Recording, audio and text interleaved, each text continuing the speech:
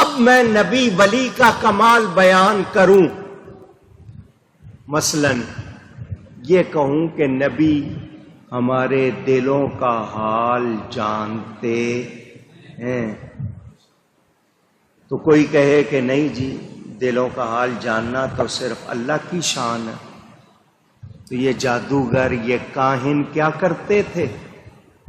قرآن نے نہیں بتایا ان کے بارے میں، حدیث نے نہیں بتایا۔ حضرت عیسیٰ کی خبر نہیں ہے تم گھر میں کیا کھا رہے ہو، کیا جمع کر رہے ہو، آؤ میں بتا دوں۔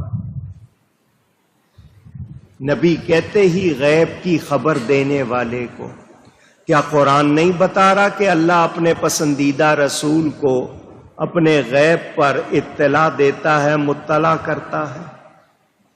قرآن کے کسی ایک لفظ کا جو معنی انہوں نے سمجھ لیا اپنے طور پر، اب اس پر اڑے ہوئے ہیں۔ قرآن کو پڑھو، افتؤمنون ببعض الکتاب وتکفرون ببعض، کہ قرآن کے کچھ کو مانیں گے، قرآن کے کچھ کو نہیں مانیں گے، تو کیا یہ قرآن کا ماننا ہوگا؟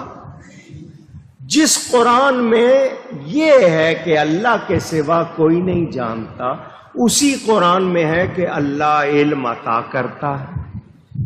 واتقوا اللہ ویعلمکم اللہ، اللہ سے ڈرو، اللہ تمہیں علم عطا کرے گا۔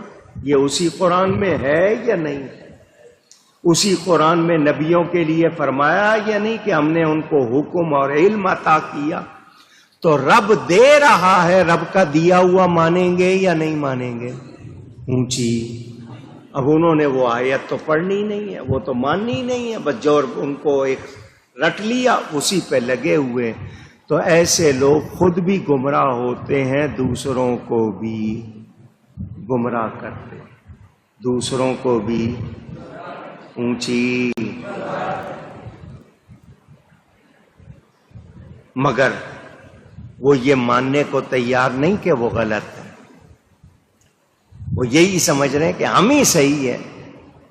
وہ کل حزب بما لدیہم فرحون، ہر گروہ اپنے آپ میں ہی خوش ہے کہ نہیں جو میں جانتا ہوں بس وہی ہے، وہی صحیح ہے۔ حق قرآن و سنت سے واضح ہے، اس کو چھوڑ کر، اس سے الگ ہو کر کوئی اپنے آپ کو ہدایت یافتہ کہہ سکتا نہیں۔